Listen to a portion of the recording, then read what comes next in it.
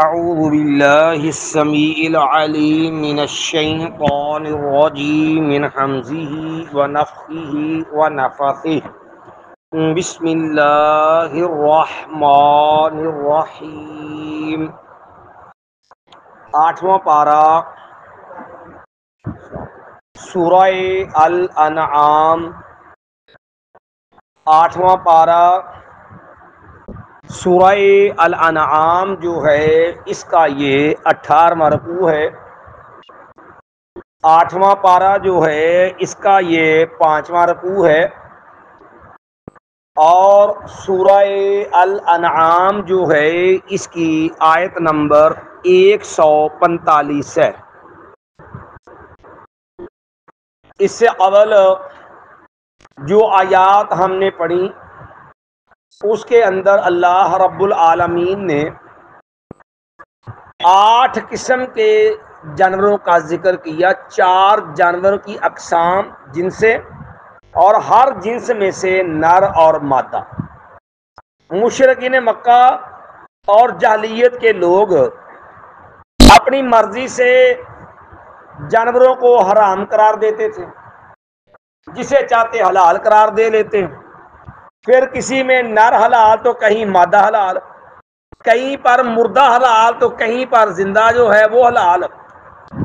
تو اللہ تعالیٰ نے 8 قسمیں بیان کر کے فرمایا کہ کوئی بھی چیز جس کو تم حلال کہہ رہے ہو وہ مذکر ہے یا مؤنث، نر ہے یا مادہ، اونٹ میں سے ہے یا اونٹنی ہے، گائے ہے یا بیل ہے، بکری ہے یا بکرا ہے، دمبا ہے یا چھترا ہے، یا جو ان کے پیٹوں میں بچے ہیں، جس کو بھی حرام قرار دیتے ہو، نبئونی بعلم، کوئی دلیل دو کہ یہ حرام ہونے کی دلیل ہے۔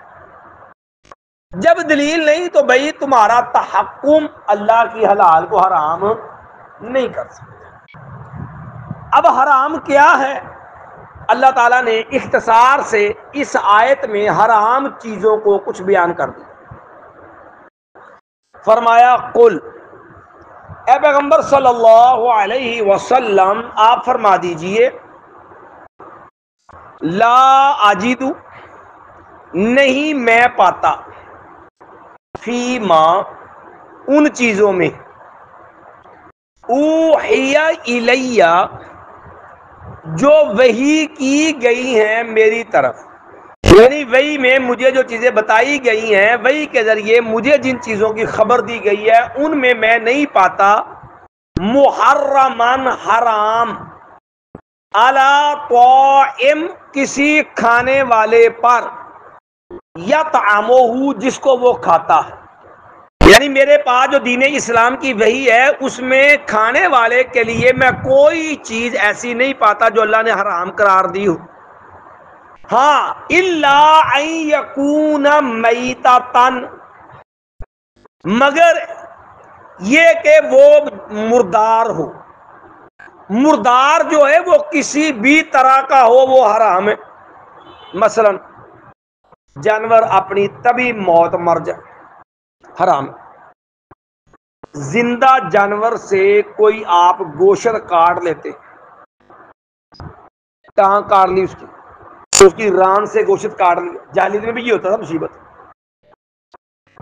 خون بھی پی لیتے تھے جانور نکال، اور جانوروں کے، زندہ جانور کے جسم سے دمبا ہوتا اس کی چکی کاٹ دیتے تھے، زندہ جانور سے گوشت کاٹ لیتے تھے۔ زندہ جانور سے جو گوشت کا پیس ٹکڑا کاٹا جائے وہ بھی مردار ہے، اسلام نے وہ بھی حرام رکھا، وہ بھی نہیں کھا سکتے۔ اسی طرح کرنٹ لگا کے مار دو، یا مشینی ذبیحہ، جھٹکا کرتے ہیں جسے، کیا ہوتا ہے کہ ایک جھٹکے کے ساتھ اس کی گردن توڑ دی جاتی، منکا توڑ دیا جاتا، خون نہیں بہتا۔ یاد رکھیے ایسا مشینی ذبیحہ جس کے اندر جھٹکا لگا، اس کی آپ نے منکا توڑ دیا، اس کی ہڈی توڑ دی، وہ جانور مر گیا لیکن خون نہیں بہا، وہ بھی حرام ہے۔ یا گرم پانی میں ڈبو کے مار دیا، یا پھر سورہ مائدہ کے شروع میں 3 نمبر ابتدائی آیتوں میں ہم تفصیل پڑھ کے آئے والمنخنقۃ، جانور پھندا لے کے مر گیا، باغ کا جانور ہوتا نا، رسا اپنے آپ کو لپیٹتا گیا تو وہ بال آتے گئے، جانور کا گلا گھٹ گیا۔ والمنخنقۃ، جو جانور گلا گھونٹ کے مر جائے وہ بھی حرام۔ والموقوذہ، چوٹ لگنے سے جو جانور مر جائے، مثال کے طور پر اس کو وٹا مارتے، سوٹی ماری، کہ یہ عام طور پہ جو ہوتے ہیں نا بکروال، ان کو تو خیر بڑے جو ہوتے ہیں نا جانور والے ان کو اندازہ ہوتا ہے، بڑا جانور ہوتا ہے نا بھینس گائے، اس کو آپ ڈانگ بڑا سوٹا مار بھی لیں نا وہ سخت جان ہوتا ہے، وہ برداشت کر جاتا ہے۔ بکری وغیرہ کو مارو موقع پہ مر جائے گی، وہ بیچارے اتنی سخت ہی نہیں ہوتی، وہ برداشت کرتا۔ تو اب چوٹ لگنے سے جانور مر جائے، والموقوذہ وہ بھی حرام۔ والمتردیہ، کئی اونچائی سے گر کے مر گئے۔ والنطیحہ، کہ جانور نے سینگ مارا اس سے مر گئے، یا کہ درندے نے حملہ کیا اس سے مر جائے، یہ ساری صورتیں مردار کی ہیں، میتا کی ہیں۔ اور فرمایا میرے طرف جو وحی کی گئی ہے اس میں جو کھانے والے کے لیے چیز حرام ہے نا، ان میں سے ایک چیز ہے مردار۔ مردار کسی بھی صورت میں ہو تو وہ کیا ہے؟ حرام ہے، ما سوائے جسے اللہ نے حلال کر دے دیا۔ مچھلی ہے نا، وہ مردہ بھی ہو مر بھی جائے وہ حلال ہے۔ یا ٹڈی دل، یہ پچھلے دنوں آپ کے پاکستان میں بھی یہ ٹڈیاں آئی تھی، سندھ سے شروع ہوا تھا کام، جس طرح وہ پنجاب پٹھیاں میں ہوتا نا اور کیڑا سا بڑا جو کوئی ٹوکا کہندے نے، کوئی جہاز کہندے نے، مختلف قسم کے لو لفظ بولتے ہیں، اس طرح کی وہ ٹڈی دل ہوتی ہے، پورے کا پورا لشکر ہوتا ہے، اور جس فصل پہ آتی پوری پوری فصل کھا جاتے ہیں۔ یہ سندھ میں بھی شروع ہوئی، پھر جنوبی پنجاب میں، یہ دور تک انہوں نے مار کی، کافی نقصان ہوا تھا لوگ۔ اور یہ ظاہر سے نہیں ہوتا، اس کو لوگ لاٹھیوں سے چیزوں سے مارتے ہیں، اور یہ باقاعدہ یہ حلال ہے، یہ مردار۔ ہمارے ادھر تو چونکہ رہا ہی نہیں، عام لوگوں تو شاید کہہ آ جائے دیکھ کے ہی پکی، ورنہ آپ عربوں میں دیکھیں نا تو باقاعدہ منڈیوں میں بکتی ہیں، باقاعدہ جی ہوتی ہے نا یہ ادرک والی جو جالیاں، اس قسم کی جالیاں ہوتی ہیں جن میں باقاعدہ بھری ہوتی ہیں اور باقاعدہ بکتی ہیں، تو یہ مردار بھی حلال ہے۔ الا ان یکون میتۃ، پہلی چیز جو کھانے والے پہ حرام ہے وہ مردار ہے، ما سوائے جس کو شریعت نے استثناء کر دیا۔ او دمن مسفوحا، یا بہنے والا خون، جب آپ جانور کو چھری پھیرتے ہیں تو ذبح کرتے وقت جو خون بہہ جاتا ہے یہ جو ہے حرام ہے، یہ پلید بھی ہے۔ آپ چھری پھیرتے جانور خون بہہ گیا، یہ خون حرام ہے، آپ اس کو پی نہیں سکتے، استعمال نہیں کر سکتے۔ او دمم مسفوحا، اب ماس ہے وہ خون جو گوشت کے اندر لگا رہ جائے وہ حلال ہے۔ یا دو طرح کا خون ہے جو شریعت نے حلال رکھا، ایک ہے کلیجی، ہوتا یہ بھی اصل میں خون ہی ہے، لیکن یہ ایک مخصوص گوشت کے صورت کے اندر ہوتا ہے، اور دوسری چیز ہوتی ہے تلی۔ تلی بھی جو ہوتی ہے یہ خون کا ہی لوتھڑا ہوتا ہے بنیادی طور پر۔ اب وضاح ہے یہ دونوں، اس لیے یہاں اللہ نے وضاحت کر دی او دمم مسفوحا، صرف خون نہیں، قرآن مجید میں اسی مفہوم کی آیتیں اور بھی ہیں، حرمت علیکم المیتۃ والدم، مردار رام اور خون رام، وہاں یہ قید نہیں ہے مسفوحن کی، یہ قرآن مجید کی اس آیت میں یہ وضاحت ہے کہ خون جو قرآن میں اللہ نے حرام قرار دیا ہے، اس خون سے مراد وہ خون ہے جو جانور کو ذبح کرتے وقت زمین پہ بہہ جاتا، یہ خون حرام ہے۔ او دمم مسفوحا او لحم خنزیر، تیسری چیز ہے خنزیر کا گوشت۔ اب یہ نہیں ہے کہ جی کھاللہ آلے، یا معاذ اللہ یہ نہیں ہے کہ اس کے جو ہے وہ سینگ، کیونکہ سب سے عمدہ اعلیٰ چیز اس کی کیا ہوتی ہے؟ وہ گوشت ہی ہوتا کھانا، یعنی جانور کے اندر جو چیز اصل ہے استعمال والی وہ کیا ہے؟ وہ گوشت ہی ہے۔ جب گوشت ہی اس کا حرام ہے تو باقی ساری چیزیں کیا ہوگی؟ بالاولیٰ حرام ہے۔ کیونکہ جن چیزوں سے گوشت بنا ہے اسی سے کھال بنی ہے، اسی سے اس کے باقی اعضاء بنے ہوتے ہیں، تو چونکہ بنیادی چیز مطلوب جو ہوتی ہے وہ گوشت ہوتا ہے، تو جب وہی حرام ہے تو باقی چیزیں بالاولا اس میں کیا ہوگی؟ حرام ہوگی۔ او لحم خنزیر مایا فإنہ رجس، کیوں حرام ہے یہ سب؟ مردار کیوں حرام ہے؟ بہنے والا خون کیوں حرام ہے؟ خنزیر کا گوشت کیوں حرام ہے؟ فرمایا فإنہ رجس، یہ گند ہے، گندگی ہے، غلاظت ہے۔ سب سے پہلی چیز یہ گند ہے، بیماری ہے، غلاظت ہے۔ او فسقن، اب فسق کا لفظی معنی ہوتا ہے اللہ کی فرما برداری سے نکل جانا، رب کے حکم سے نکل جانا، ٹھیک ہے؟ تو چونکہ یہ چیز کھانے والا جو ہوتا ہے وہ بھی فطرت سلیم سے نکل جاتا ہے، پھر نتیجہ تن وہ بھی حرام کا رسیہ، اور اس کے اندر جو طبی خباثت بغیرتی ہوتی ہے خنزیر میں، کھانے والے میں بھی پھر اسی کے اثرات جو ہیں وہ سرایت کر جاتے ہیں۔ او لحم خنزیر فإنہ رجس، یہ کیا ہے؟ گند ہے، گندگی ہے۔ او فسقن، اور نافرمانی ہے۔ تین چیزیں حرام ہو گئی۔ نمبر 4 وما اہل لغیر اللہ بہ، وما مایا آفس کا، اور یہ پھر وہ حرام ہے نافرمانی، اہل جسے مشہور کر دیا گیا، جو مشہور کر دی گئی، مشہور کر دیا گیا غیر اللہ کے لیے، لے غیر اللہ، اللہ کے سوا کے لیے بھی اس کو، یعنی جس پر اللہ کے علاوہ کسی اور کا نام پکارا گیا۔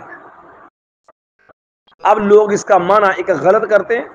پہلے یہاں یہ معنی سمجھ لینا، یہ بڑا بنیادی عقیدے کا مسئلہ ہے۔ اہلا کا مطلب کیا ہوتا ہے؟ اگر آپ اس کے متعلقات عربی میں دیکھ رہے نا تو معنی سمجھنا آسان ہو جاتا ہے۔ قرآن عربی زبان میں چاند کے لیے 3 لفظ استعمال ہوتے ہیں، 2 قرآن میں بھی ہیں۔ نمبر 1 ہلال، یسألونک عن الاہلہ، لوگ آپ سے چاند کے بارے میں سوال کرتے ہیں۔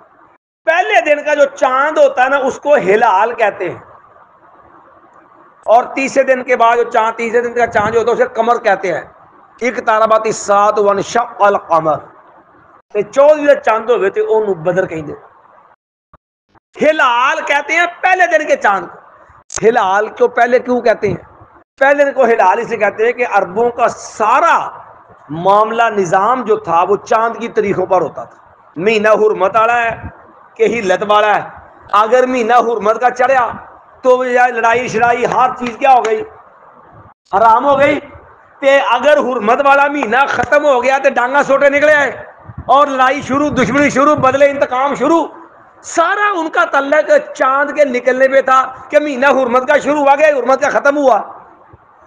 تو جب چاند طلوع ہوتا تو عربوں میں شور پڑتا جائے جو ہے احلت الفطر، کہ چاند طلوع ہو گیا، چاند طلوع ہو گیا، چاند طلوع ہو گیا، آوازیں بلند ہو جاتی۔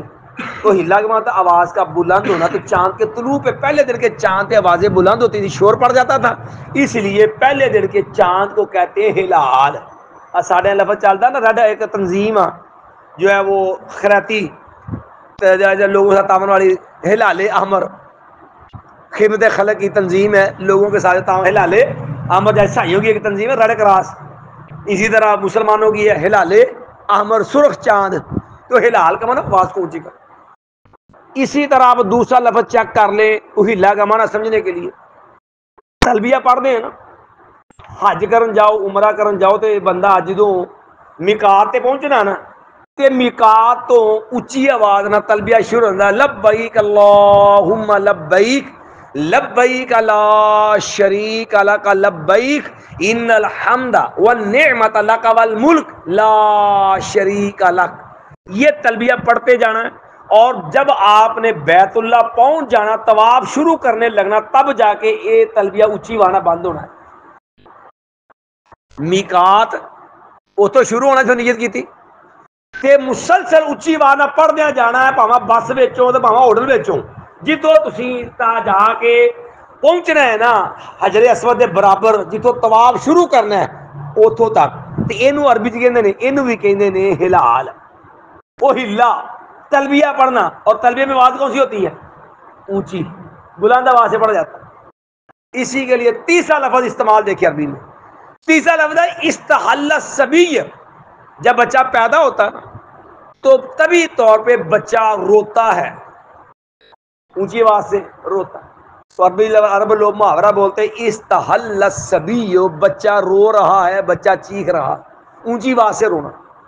اس کے لیے مانا ذبح کرنا نہیں ہوتا، لوگ اس کا غلط مانا کیا کرتے ہیں، لوگ مانا کرتے ہیں یعنی اہلا لے غیر اللہ بھی، جو ذبح کر دیا جائے غیر اللہ کے لیے، یہ مانا غلط ہے۔ اہلا مانا ذبح کرنا نہیں ہے، اہلا کا مانا مشہور کرنا، آواز لگانا، کسی کے نام کے لیے اس کو شہرت دینا، یہ ہوتا ہے اہلا کا مانا۔ تو عام با مفسرین نے جو اس کا معنی ذبح کر دیا نا، چونکہ عربوں کے ہاں اس کی ایک مشہور شکل تھی کہ وہ جو جانور غیر اللہ کے نام مشہور ہوتا نا اسی کے نام پہ ذبح کرتے، وہ اس کی ایک مشہور صورت ہے ذبح کرنا، ورنہ اہلا کا معنی ذبح کرنا نہیں ہوتا۔ جو غیر اللہ کے لیے، جس پہ جو غیر اللہ کے لیے پکارا جائے، جو غیر اللہ کے لیے نامزد کر دیا جائے، وہ جانور بھی حرام ہے۔ اب دیکھو جو غیر اللہ کے لیے نامزدگی ہے نا وہ دو طرح کی ہوتی ہے، ایک ہے ملکیت، اس کا تو کوئی منکر نہیں ہے کہ بکرا کی دا حاجی صاحب دا، اے گاں کے نہ دیے اے فلانے دی، مجھ کی دیے چودھری صاحب دی، وہ حرام نہیں ہے، یہ نسبت ہے ملکیتی، مالکانہ نسبت، کہ یہ اس کا مالک کون ہے؟ حاجی صاحب، یہ مالک کون؟ چودھری صاحب، اے بکری کی نہ دی اے فلانے دی، یہ ملکیتی نسبت ہے۔ یہاں جس مشہوری کا مطلب بیان ہوا ہے وہ مشہوری ہے قرب والی، کہ وہ غیر اللہ کا قرب حاصل کرنے کے لیے جو غیر اللہ کے نام پہ جانور منسوب کر دیا جائے، اب بکرا کی دا ہے داتا صاحب دا، آ گان کی دی ہے آجی شیر دی، اے ککڑ کی دا ہے اے فلانے پیر صاحب دا، اے کٹا کی دا ہے اے فلاں ماں بری سرکار دا، سمجھے ہو کہ یہ جو اس کو راضی خوش کرنے کے لیے غیر اللہ کسی کو قرب حاصل کرنے کے لیے کہ سرکار کے نام کا نذرانہ ہے، ٹھیک ہے، تاکہ سرکار خوش ہوئیں کہ ساڑھے کام کی ہونے نے سدھے، یہ جو غیر اللہ کے نام کی نامزدگی ہے یہ بھی حرام ہے۔ جو جانور غیر اللہ کا نام پہ مشہور ہو جائے، خواہ اس پہ تکبیر پڑھ کے اللہ کا نام لے کے آپ ذبح کر رہے ہیں، وہ بھی حرام ہے، جس طرح مردار حرام ہے، جس طرح خون حرام ہے، جس طرح خنزیر حرام ہے، اسی طرح وہ ککڑ، وہ جانور، وہ کٹا، وہ بکرا جو غیر اللہ کا قرب حاصل کرنے کے لیے غیر اللہ کے نام پہ مشہور ہے، وہ جانور، وہ بکرا، وہ کٹا، وہ جانور جو ہے وہ بھی اسی طرح حرام ہے، وہ غیر اللہ کے نام کی نیاز ہے۔ یہ معنی ہے وما اہل بہ لغیر اللہ، جو مشہور کر دیا جائے غیر اللہ، جس پر غیر اللہ کے لیے، جس کو غیر اللہ کے نام پہ کیا کر دیا جائے، مشہور کر دیا جائے، وہ بھی کیا ہے، حرام ہے۔ فمن استر، جو شکل مجبور ہو جائے، اب یہ کھانا جائز نہیں ہے، ہاں ایسی اضطراری، مجبوری، لاچاری، بے بسی کی صورت، فمن استر، فمن پر جو آدمی استر لاچار ہو گیا، مجبور ہو گیا، بے بس ہو گیا، اس کے پاس اور کوئی آپشن بچا ہی نہیں، کوئی اور رستہ راہ ہی نہیں، پنجابی چ ترجمہ کریے نا، مانا بن گیا بند گلی چ پھنس گیا، یعنی اب اس کے پاس دو ہی رستے ہیں، یا حرام کھا کے مردار خنزیر غیر اللہ کے نام کا وہ جانور، وہ چیز کھا کے یا اپنی جان بچا لے یا مر جائے، دو آپشن، تیسرا کوئی رستہ اس کے پاس نہیں ہے۔ میں فمن استر، جو مجبور ہو جائے، غیر باغن، وہ سرکشی کرنے والا نہ ہو، بھی ہن سنگ سکیا، حلق سکیا، مردہ پہ آئے، پانی نہ ملے مر جائے گا، لیکن پانی میسر نہیں، شراب میسر ہے، حلق خطر کرنے واسطے انہوں مجبوری ہے، تے انہی کو کوٹ لا سکتا ہے جدے نہ حلق تار ہو جائے وہ دی جان بچ، یہ نہیں کہ ہن لبھی ہے تو ہن دا ٹیک لا کے پی لو ذرا غصہ دے، جانور ہے، گوشت ہے، غیر اللہ کے نام کا ذبیحہ ہے، یا مردار ہے، خنزیر ہے، پھنس گیا، بھوک سے مندے حال ہے، اب دو یا موت ہے یا وہ خنزیر کا گوشت، بھئی اتنا کو لقمہ لے سکتا ہے جس سے جان بچ جائے، حلال نہیں ہے یہ، حرامی ہے، لیکن اس کو جان بچانے کے لیے اتنا کھانے کی رخصت ہے۔ فمن اضطر، جو مجبور ہو، غیر باغن، وہ سرکشی کر رہے جب بھی کھاؤ کہ یہ موئی لگی، حد سے شریعت کی حدود کو پھلانگنے والا باغی نہ ہو کہ شریعت پرواہ نہ کرتا ہے، ولا عادن، ایک دیکھے کہ باغ نہ مانا شریعت کی حدود کو یعنی پامال کرنے والا نہ، ولا عادن، اور حد سے تجاوز کرنے والا بھی، جنی کی ضرورت اونا کھا سکتا جنہ مردہ پہ ادو ود نے، مایا فإن ربک غفور الرحیم، تیرا رب بخشنے والا بہت رحم کرنے والا۔ تو چار چیزیں حرام بیان ہو، مردار، بہنے والا خون، خنزیر اور غیر اللہ کے نام پہ دی گئی چیز، وہ 11ویں کا ختم ہو، وہ عرس میلے کا دودھ ہو، وہ عرس میلے کے اوپر جو ذبح ہونے والے بکرے کٹے ہوں جو بابے کے نام کے ہیں، یاد رکھیے وہ حرام ہے۔ کیوں؟ اب دیکھو نا 11ویں کیوں دن دینا، کون سمجھو 11ویں حرام کیوں؟ ساڑھے یہاں لوگ بڑی بابا کا معمولی سمجھ خیال آ گئی، دودھی ہے نا جی کی لڑتا ہے کیوں نہیں لڑتا، لیکن غیرت کا تقاضا، دینی غیرت کا تقاضا کہ رب کی بغاوت میں مرنا گوارا کر لو، حرام کھانا گوارا نہیں، کیوں دیتے ہو؟ آج بھی لوگ میں یہ تصور ہے جے نانا یاری دیتی مجھ دے تھانا سے خون آ جانا،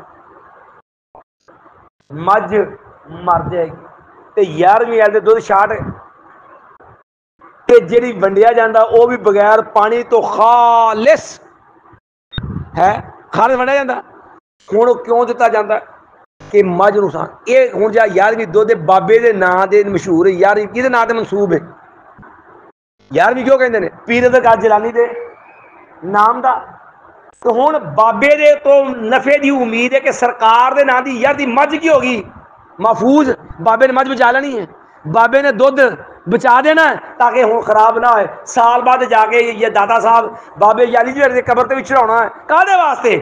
تاکہ سال پر خیر ورتے بابے بچاؤ گے۔ اب بابے کو جو رشوت دی جا رہی ہے اپنا نفع حاصل کرنے کے لیے، اور دودھ ہے کس کے نام کا؟ داتا صاحب کے نام کی سبیل،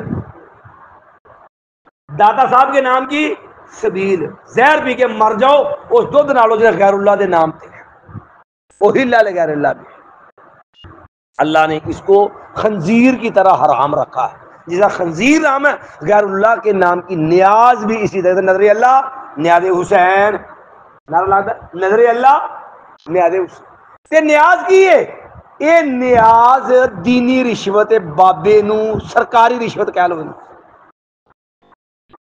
لوکی نظر تے ہوئی نا بھی بندے نے ایک کام فرض نہیں سی اپنے تے فرض کر لیا اللہ پتر دے میں عمرہ کر کے آواں گا، ہن عمرہ ویسے فرض نہیں سی، اللہ نے پتر دیتا، ہن عمرہ کرنا کی ہو گیا؟ فرض ہو گیا، اینو نظر کہندے کہ بندہ کسی کام دے نال اپنے اوتے کو کام فرض کر، تے نیاز کی ہے؟ نیاز ہوندی ہے کہ جویں بادشاہ سن نا پہلے تے بادشاہاں دے کول تے انا لٹدا مال، ہن بادشاہ دا قرب حاصل کرنے واسطے، بادشاہ دا منظور نظر بننے واسطے جیڑا درباری جاوے دربار دے بادشاہ وہ سونا چاندی کوئی تحفہ تحائف وہ بادشاہ واسطے لے کے آندا، یہ بابے سرکار دے نائے دی بادشاہ واسطے نظرانہ، تے بادشاہ کو خوش ہو کے اتنے خزانے دے منہ کھول دینا، اتنا دے دیو جی، فلانی شاہ دے دیو جی، یہ نیاز ہے، اینو کہندے نے شاہی رشوت۔ ایتھے کی سیدنا حسین دے نام دی شاہی رشوت، نظر یاد بی بی فاطمہ دے نام دی رشوت نیاز، سیدنا حسین دے نام دی نیاز، فلانے بابے دے نام دی نیاز، یہ فوت شدہ بزرگوں کے نام کی، غیر اللہ کے نام کی جو نیازیں ہیں یہ وہ نذرانے ہیں، ان کے جو رشوت ہے جو ہے ان سے کام کر نفع اور نقصان کی امید، حالانکہ ان سے یہ امید بذات خود شرک ہے، ما فوق الاسباب، نفع کا مالک بھی اللہ، نقصان کا مالک بھی اللہ، پھر ان کے نام پہ اس کو منسوب کرنا، اس کو مشہور کرنا، وہ دودھ ہو، وہ مرغا ہو، وہ بکرا ہو، وہ کٹا ہو، یا وہ غیر اللہ کے نام پہ دیا جانور بھی کیا ہے؟ حرام ہے۔ ایک بار پھر ترجمہ دعا دو، کل کہہ دیجئے لا اجدو، نہیں میں پاتا، فی ما اس چیز اوہی الیہ جو میری طرف وحی کیا گیا، محرمن حرام، علی طاعم کھانے والے پر، یا طعامہ جس کو وہ کھاتا ہے، الا ان یکون میتۃ مگر یہ کہ وہ مردار ہے، وہ حرام ہے، او دمم مسفوعا یا بہنے والا خون ہے، او لحم خنزیر یا وہ خنزیر کا گوشت ہے، او فإنہ رجس یقیناً وہ گند ہے، او فسقا یا وہ نافرمانی ہے، اہل لغیر اللہ بھی مشہور کر دیا گیا جس کو غیر اللہ کے لیے، جو غیر اللہ کے لیے کیا ہے مشہور کر دیا گیا، نامزد کر دیا غیر اللہ کے لیے، وہ بھی حرام ہے، فمن اضطر پر جو مجبور ہو جائے، غیر باغ وہ سرکشی کرنے والا نہ ہو، یہ نہیں پرواہی کو نہیں لگا لے کر ہمیں دبی رکھو، ولا عادن حد سے تجاوز کرنے والا بھی اتنا کھائے جتنے سے جان بچ جائے، نہ کھائے مر جائے افضل ہے لیکن یہ رخصت، فإن ربک بس تیرا رب غفور الرحیم بہت زیادہ بخشنے والا بہت زیادہ رحم کرنے والا ہے۔ سبحان بحمدک اشہد ان لا الہ الا انت استغفرک و اتوب الیک۔